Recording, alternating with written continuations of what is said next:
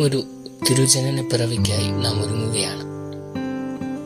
നമ്മുടെ പാപങ്ങൾ മോചിപ്പിക്കുവാൻ നമുക്കായി രക്ഷകനായി തീർന്ന ക്രിസ്തുവിന്റെ ജനന തിരുനാളിലേക്ക് നാം പ്രവേശിക്കുമ്പോൾ ആ ജനന പെരുന്നാൾ നമുക്ക് നൽകുന്ന വലിയ ഒരു സന്ദേശമുണ്ട് എന്ന് നാം മറക്കരുത്.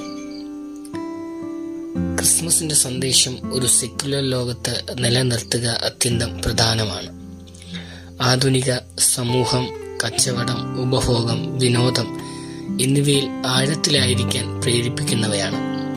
എന്നാൽ യേശുവിന്റെ ജന്മത്തിന്റെ സത്യം ഇന്നും നമുക്ക് ഓർക്കേണ്ടതാണ്. ക്രിസ്തുമസിന്റെ മുറുകിയ സന്ദേശം പ്രണയം, കരുണ, ദയ, സമാധാനം, സമൂഹം, ഒത്തുകൂടൽ തുടങ്ങിയ മൂല്യങ്ങൾ ഉൾക്കൊള്ളുന്നവയാണ്.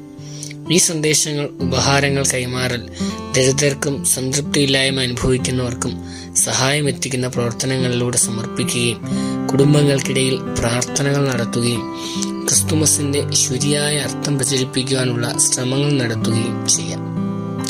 ക്രിസ്തുമസിന്റെ ആത്മാർത്ഥമായ സന്ദേശം ഒരു സെക്യുലർ ലോകത്ത് പോലും ഉന്നതമായ വ്യക്തിത്വം പ്രചരിപ്പിക്കുവാനും പ്രേക്ഷകരെ ആത്മീയമായി പുനഃസൃഷ്ടിക്കുവാനും സഹായിക്കും എന്നുള്ളതാണ്.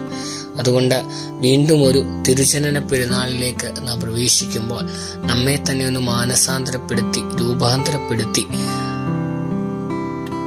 അത്യുന്നതങ്ങളിൽ ദൈവത്തിന് മഹത്വം, ഭൂമിയിൽ സന്മനസ്സുള്ളവർക്ക് സമാധാനം നൽകുന്ന നക്ഷത്രങ്ങളായി തീരുവാൻ, എല്ലാവരിലേക്കും പ്രകാശം വിളിച്ചോതുന്ന, പ്രകാശം ചൊരിയുവാൻ സാധിക്കുന്ന നല്ല മൂല്യമുള്ള മഹത്തായ നന്മയുള്ളവരായി മാറുവാൻ നമുക്ക് സാധിക്കട്ടെ. കഴിഞ്ഞ കാലങ്ങളിലെ നൊമ്പരങ്ങളെ, സങ്കടങ്ങളെ മറന്നുകൊണ്ട് വരാനിരിക്കുന്ന കാലത്തിലെ പുതുയുഗത്തിന്റെ പുതിയ ജനനത്തിനായിട്ട് നമുക്കൊരുങ്ങാം.